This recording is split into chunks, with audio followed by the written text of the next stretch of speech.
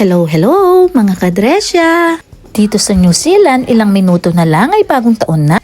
Nauuna kasi ang bansang ito na mag-celebrate ng New Year. Pero syempre, hindi mawawala sa aming pamilya ang Prosperity Bowl. Naniniwala kasi kami sa swerteng dala nito sa aming buhay. Tara, gawa tayo! Gumamit tayo ng isang malinis, transparent at clear na mangkok. Ito kasi ang magiging pundasyon ng ating mga hangarin sa darating na taon. Una nating ilagay ang bulak. Sumisimbolo ito ng magaang pamumuhay at magaang pagsisimula ng taong 2026. Pangalawa naman nating ilagay ang bigas. Ito ay sumisimbolo ng kasaganahan at hindi nauubos na pagkain. Ipinapahiwatig nito ang hangarin ng buong pamilya na hindi sila magkukulang ng pagkain sa buong taon. Pangatlo ay ang 12 hilaw na itlog. Gumagamit kami ng puting itlog.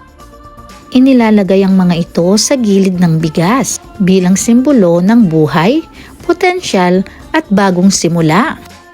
Ito ay 12 kung saan kumakatawan ito sa bawat buwan ng taon na may dalang biyaya at paglago. Pang-apat namang ilagay ay ang 12 piraso na barya. Gumagamit na lang kami ng gold chocolate coins kapag wala kaming barya. Ang mga ito ay sumasagisag sa patuloy na pagdaloy ng pera sa bawat buwan ng taong 2026. Sunod namang ilagay ang 12 dahon ng laurel. Ang laurel ay sumasagisag ng tagumpay at katuparan ng mga pangarap. Dahil hindi ito agad nasisira, sinisimbolo nito ang pagmatagalang tagumpay at matatag na pag-unlad. Isunod namang ilagay ang 12 perang papel na may pulang ribbon.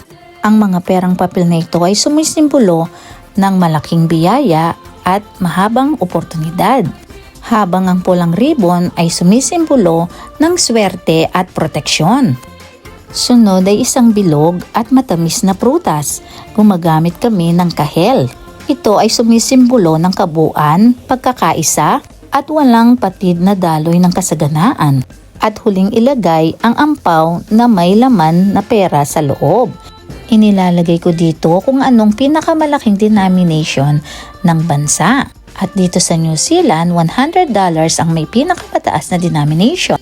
Nilalagay namin ito para hindi magkulang ang pamilya sa pagbili ng mga pangangailangan sa buong taon. Ang pulang ampaw naman ay sumisimbolo ng swerte at panangga sa malas. Ipinapahiwatig nito ang masagana at protektadong taon.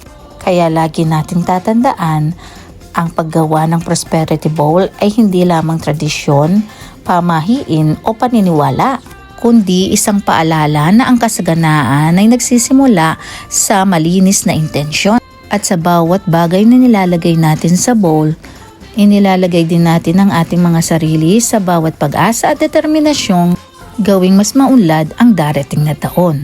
Mula sa aming pamilya, manigong bagong taon sa inyong lahat!